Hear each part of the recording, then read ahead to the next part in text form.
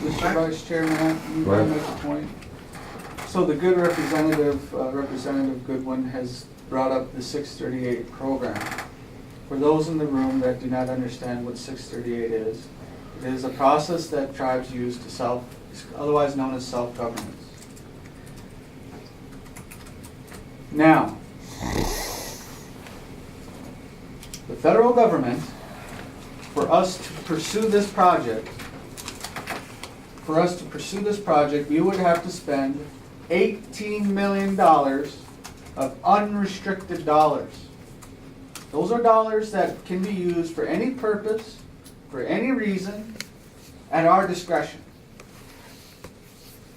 But the only way for us to get a return on that money, which she's alluding to, is by 638 in the clinic.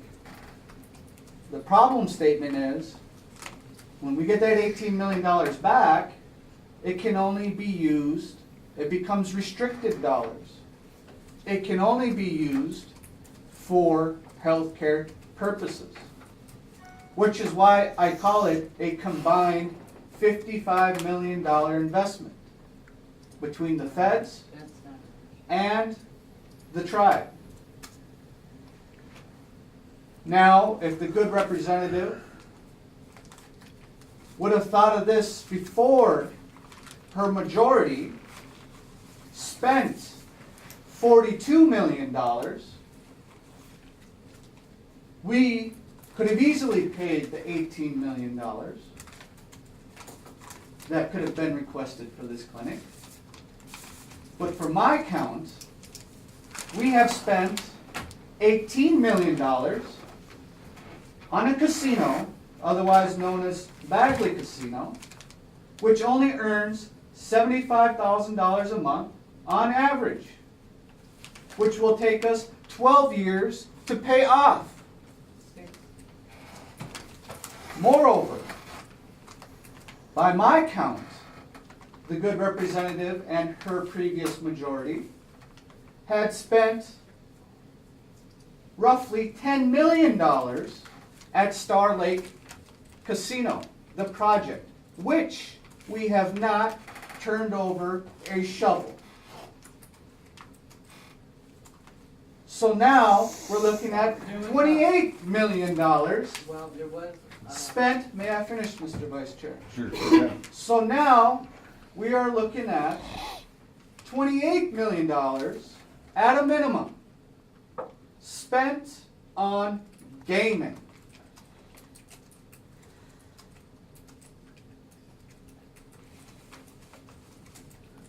We have the wrong priorities. And now we have to make tough choices. And the right choice, because we don't have $42 million anymore, is to hold the federal government responsible to its treaty obligations. Thank you, Mr. Vice Chair. Anybody got anything to add to that? Nitamo gama tibets gigidu oma ina. May I say something to that? I apologize, but first, if I may, Sviria? Yeah. I am sorry that I am taking away the precious time that I should be with you as a parent, so please forgive me. I am trying to help our people. Yeah. Miigwech. Buju Anin, NeSe Indigenicas Aanishanaabeg, Kevin Richard Shores Indigenicas Jaganashi Moog, Makwan Ndundame, Gawababigani Kagan Dunjiba Minawa Moorhead Nunguminde, Nindogichi Da, Chi Miigwech Gichimanandu Gigaduo Ma Nungum, Ape Gish Bima Disi Wawian. Hello and hi.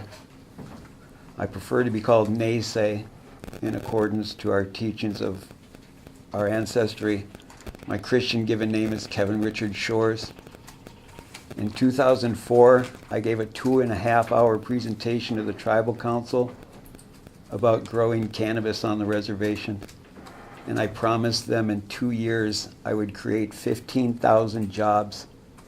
I told them that in 7 years we would be completely independent from any economic assistance from the federal and state government, and the money that they owe us through treaties could be utilized specifically for our health care. I am living with Gulf War illness for over 30 years, and the VA is not understanding why I'm still alive.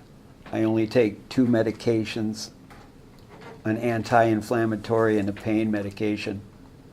And I've been utilizing cannabis to get off OxyContins because I'm a druggie, and the VA is my dealer. And they got me addicted to hillbilly heroin like our people on the reservation. In the last 5 years, the state of Colorado has made $8 billion in the cannabis industry. And I was here in 2014 with Winona, as some of you may remember, and Winona, who's been blowing smoke up my arse for the last 3 years, said that we were going to work together to help the people with cannabis. But now she started, and I asked that the tribe at this time tell her to cease and desist for the theft of intellectual property. Because what did she start? Winona's Hemp and Heritage. Not Aanishanaabeg Hemp and Heritage, but Winona's Hemp and Heritage. And as you see in my t-shirt, I wanted to start the CannabisRezSolution. There's over 100,000 byproducts that can be made from the cannabis plant. And last year you guys wasted $100,000 planting cannabis, and it just went to rot. Each of you tribal members make over $120,000 a year when the average salary on the reservation is less than $10,000 a year. You guys have now closed the agricultural lease, and ironically, the last person to get a lease was Winona LaDuke. And then you guys shut it down. And her claim for this lease was she needed 40, 80 acres to pasture her 3 horses. And now you guys have given Winona more land to grow hemp on. And you continue to ignore me when I leave phone calls and try to share the knowledge I have, because I've been involved with cannabis for 30 years. And Winona, at the tribal council, in front of all of you, said that I was the expert on the reservation. I have spent $40,000 of my own money, because if you guys also know, and excuse me for counting coup, but in 2000 I rode my wheelchair across the state of Minnesota on Highway 10, 270 miles, 11 days, to bring about awareness for Gulf War illness and for veterans' rights. I've ran for mayor of Moorhead 3 times. I threatened Irma that I was going to roll for tribal chairperson, and ironically they passed a law that you had to live on the reservation for a year in order to be in one of your guys' position. And so I apologize, but you talk about all of this money that we need and all this health care we need, when cannabis will save this reservation. But if we utilize the powers that should not be, the federal government, if we use their language, then we continue to be their lapdogs, their slaves. You guys talk about sovereignty and our treaties. According to our treaties, it was established that we are able to utilize every plant that is grown within the continental United States. And cannabis was being grown at that time, but it was called hemp.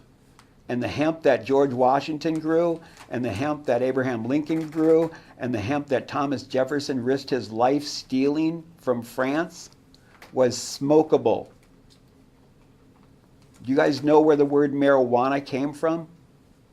Marijuana isn't a plant that just popped out of nowhere. Marijuana was and I'm sorry for the history lesson, and forgive me, I'll I'll shut up in a moment, sorry. But Mexico was destroyed by the Spaniards and the Catholics. And because of Mexico's devout to Catholicism, when they would smoke hemp, they thought it was such a euphoria that it was like talking to God.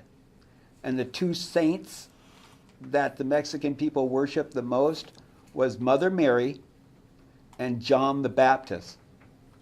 But because you smoke the female plant of cannabis, John is masculine. And so they changed it into the feminine. And the feminine of John is Juana.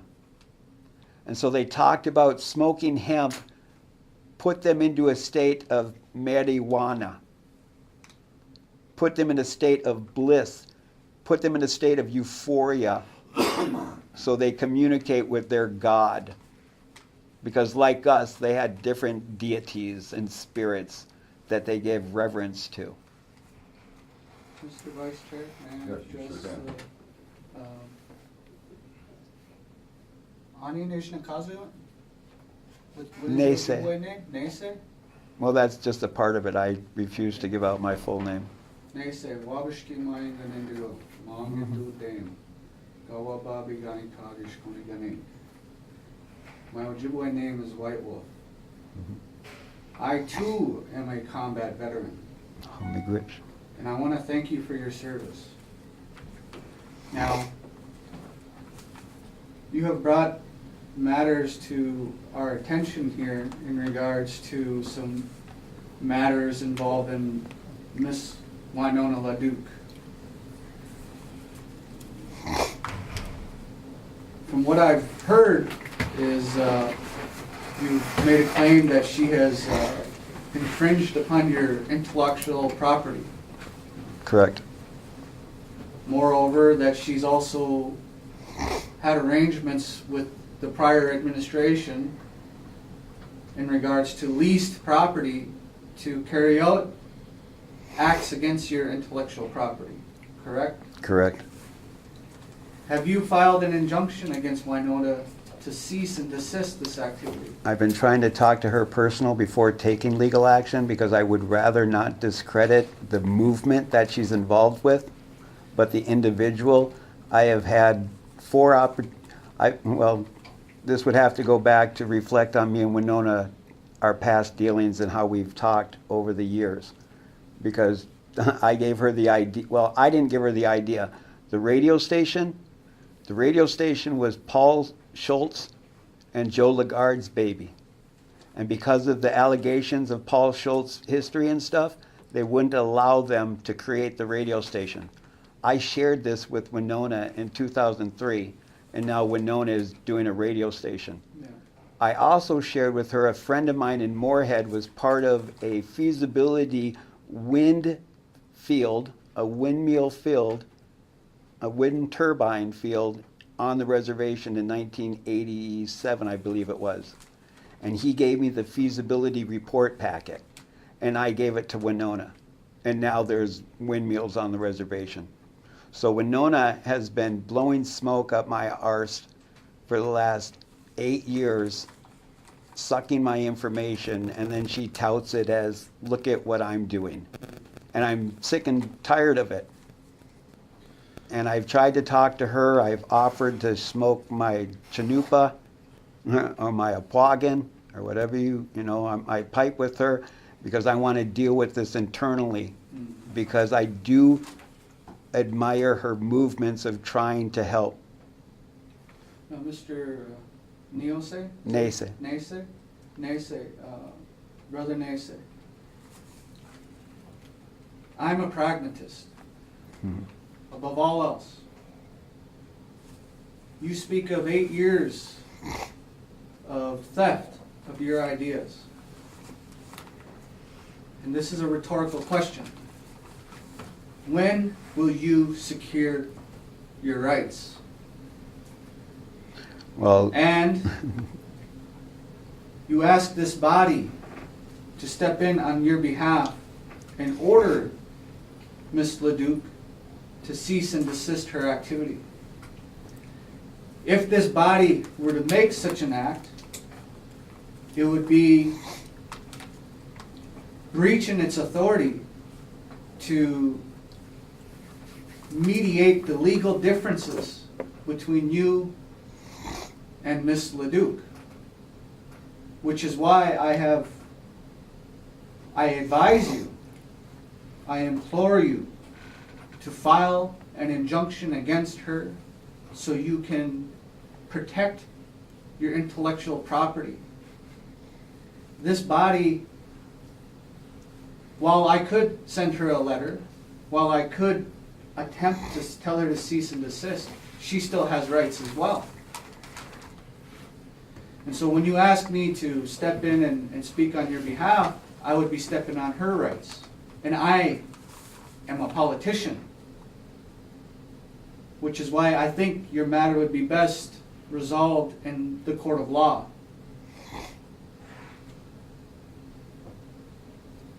And I'd be happy to have our executive director walk you down to our legal department so that you can ask questions about how you can secure your rights. Because I don't believe you'll find any resolution after 8 years of this matter. I don't think it'll solve itself. If it didn't solve itself the first time, it won't solve itself the next time. And it will continue and continue and continue. Would you be willing to go with Mr. Valiant to go speak to legal? Well, I unfortunately, from scrutinizing and watching the way that this legal department works, they only do what you guys instruct them to do. And I'm sorry for such a bold statement. Mm-hmm. Because if we can't even write letters to the Aanishanaabeg and you guys don't allow them to be printed, and this is why I bring up the fact that you guys earn so much money, because with that $100,000 that you guys wasted last year, we could have had over $1 million already. Mm-hmm. Well, that project, Nijuguchida, my fellow warrior, was a pilot project administered through the University of Minnesota, which was sold to the people of White Earth as a project that would solve all our problems. It was false advertising. And so a deception was made, a beautiful deception was made against the people of White Earth, because that project wasn't meant, that hemp was not meant to be sold, it was meant to be researched. Exactly. And so, as we move forward in this new administration, my brother, we will be open and honest. We will be answerable to our people. And I strongly advise you to attend inauguration tomorrow, as there will be similar words to which I'm speaking that will be also spoken then. And they will be published for the people to read. But I circle back to this matter of your disagreement with Ms. Leduc. And certainly you are right. These guys, they take their orders. But I'm advising you to go there to ask them about the process so that you may secure your own attorney. Well, I don't need an attorney. But you certainly should know the process. Right. And maybe once you understand the process, and then maybe you can mediate, as you said, on the side with Ms. Leduc, which I don't think will work out. Your next step, pragmatically, again I said I'm a pragmatist above all else, is to go down there and find out the process and what you need to do to secure your rights.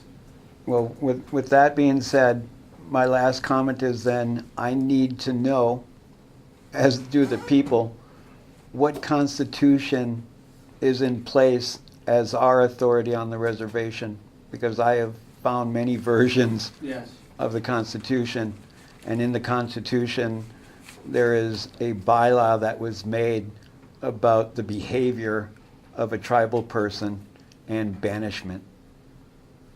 There is the Constitution, which we are governed by, is the revised Minnesota Chippewa Constitution, which was passed in the 60s. There was another constitution which was voted upon by the people of White Earth in the early 2010s.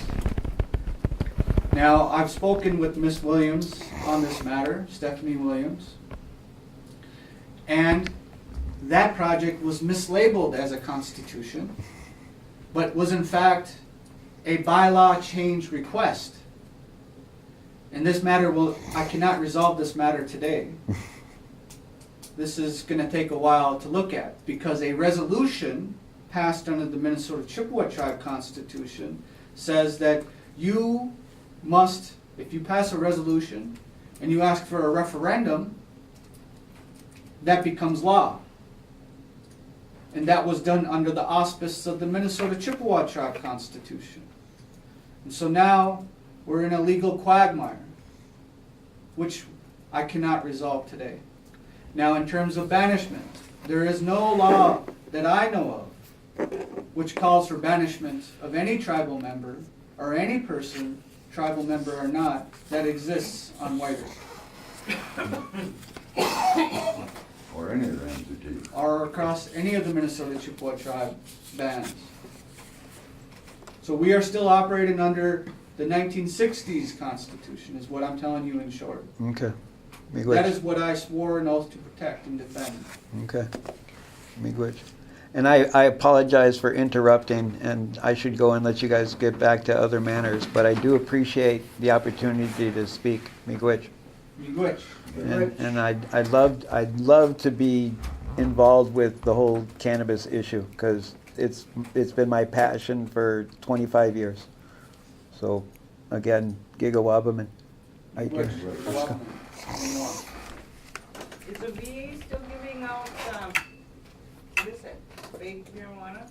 They gave me synthetic cannabis, and then I went in there to tell them that because they gave me synthetic cannabis, I could use real cannabis because I'm going to test positive anyway. And so I was using real cannabis, and within a year, I was almost completely off my OxyContins. And I asked them if they could bump me up a little bit more on the synthetic cannabis. And they said no, took away my synthetic cannabis, and then now they took away my OxyContins too. Wow, what do you do? I can't confirm nor deny because I am a Aanishanaabeg, and we like a squirrel, will pack our nuts somewhere. So yeah, so I'm actually in the process of trying to bring legal recourse against the VA and the Department of Defense, not only for using me as a guinea pig with Gulf War illness, but denying me my pain medication. Where if I could just grow 7 plants, they would never hear from me again. All I need is 7 plants. I bet you could if you had medical. I'm sorry, what? Can't you grow your own plants if you grow medical? No. Nope. What was that rule, 6 It's- plants you get or something? Well, that I was sharing with you when we were talking about the challenges of how we can bring it onto the reservation. I called it the 7 simple solution, where each household where there's person over the adequate age that we agree on as a people, they get 7 plants, and the next person gets 5, next person 3, next person 1, because even with a room of 4 or 5 people, they don't need more than 13 plants, even if they're doing it recreationally. You know, and that's my biggest challenge, is because everybody now wants to use cannabis medicinally, but we don't want to look at ourselves and stop eating the sugar and stop eating the preservatives and stop eating the additives, because we all like it because it tastes so good. But then we also are fighting with all of the commodity foods that we were raised on. You know, and so, you know, it's a systematic genocide of killing us still. You know, so the cannabis, growing cannabis, in 3 years growing cannabis on a field, it can then be labeled as organic farming because it leaches the impurities out of the ground. So then we can start having organic farms also feeding with the people. The clouded land, yeah, I got resolved for clouded land issues. I got an academy for children. I got a hospice. That's my ultimate dream. My ultimate dream is to have a hospice on the reservation to where our elders and where I can die with dignity and not out of my gourd on horrendous pain medications. Because we are not dying traditionally. We are dying in horrific, horrific ways. And so I would like to die here on the reservation in a hospice for where our other people can die on the reservation in a good way. But then on the opposite spectrum, I want a birthing center because the earliest known use of cannabis prescribed 5,000 years ago by a Chinese herbalist was for women during labor to help with their pain. So again, I could talk for hours and hours about it. So miigwech again, have a gigawabam and all right, Sphere. Oh, I'm sorry, and this is my daughter Spheria, and this is my baby Lonnie. Okay, guys. Okay. Call Winona LaDuke.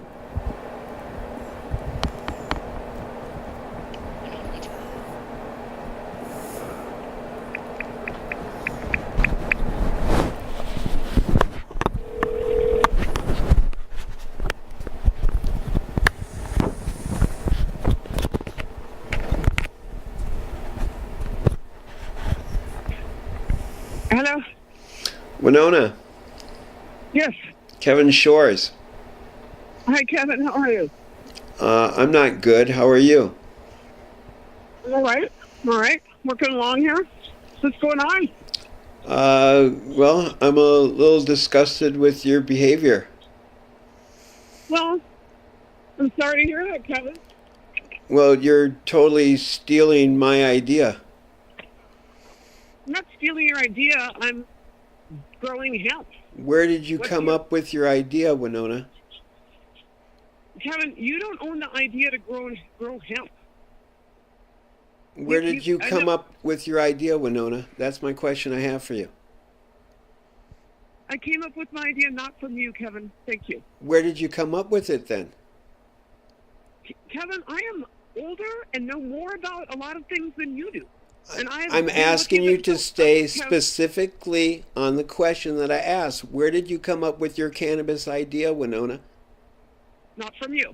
I have a number Where of sources, did you and I come came it up from it then? I'm hanging up, Kevin. I'm not going to have you call and berate me. I'm not because- berating you. I'm Yes, asking you you are. a question.